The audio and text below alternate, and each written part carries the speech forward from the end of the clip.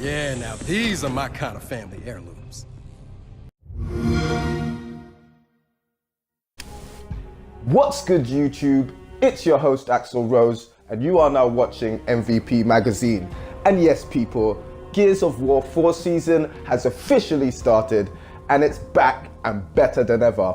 Now, initially when I saw videos and small bits of gameplay, trailers and whatnot, I was a little bit underwhelmed. But I was a fool, people. I was an actual fool, because this game is a lot better than I could ever have imagined. Yes, people.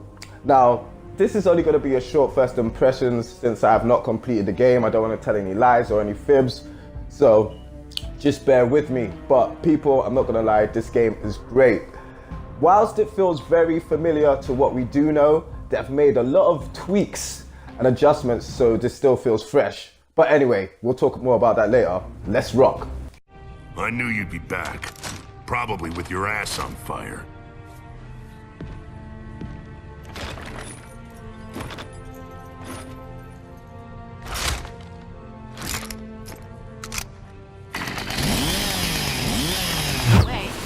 Gears of War 4 takes place 25 years in the future after the events of Gears of War 3 and Judgment, and places you, the player, in the shoes of the offspring of the great Marcus Phoenix, and lands you straight, slap bang in the middle of a fight for human survival between the Cog, who we used to trust before, and the new enemy, the Swarm.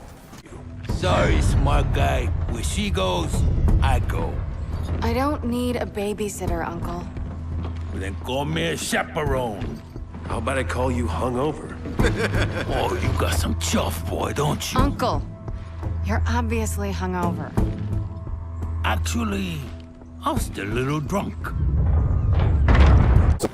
The three new leads of Gears of War 4 are quite good and likable, but they do lack the instant appeal and likability of the previous cast, and sometimes do come off as varying shades of generic. Black generic, girl generic, and white boy generic. But one thing they did go out and do very well with is the enemy variety. It is really good, coming in new forms with robots and the evil President Jin. What the hell was she talking about? No clue, but we need to get out of here.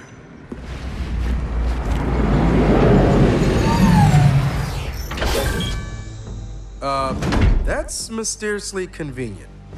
Sorry I left you here. It's okay. Turns out it was safer inside. Hey, smart guy. We're really getting into that thing? We are, but feel free to stay if you like. Gears of War 4 is still the king of frantic, action-packed, cover-based combat, and the developers have gone the extra mile to make sure that the game feels familiar but fresh, adding a whole new coat of paint to your moveset to make you even more dangerous than you was in the past games. And when it comes to multiplayer, these new advancements really stand out and make the big boys stand out from the little girls. Now, the graphics in Gears of War 4 are very good, and that is impressive considering that you travel to a variety of environments. 1 second you'll be in burning buildings, another second you'll be in the familiar, dark, dank corridors that you're used to from a Gears of War game, and then in the next moment you'll be in lush green garden backgrounds, and it all comes over very good and retains the, typical Gears atmosphere that we know and love. So yes, people, that is it for my summary, my little tete-a-tete, my little tidbit of information. Now, for what I've played so far, this game is definitely good. It's actually better than I expected it to be. I'm glad that I wasn't so hyped for it before, because I thought it was going to be just more of the same, because this has really surpassed my expectations. The story is hilarious at times, the way Marcus and JD interact, and it's got a lot of good stuff going for it. So yeah, I'll be happy to get more into it. When I've finished, I'll give you guys the review, and I'm actually looking forward to it. I kind of actually want to savor the game. It's actually that good because I don't want to just run through it quickly. But yeah, let me know what you think about Gears of War.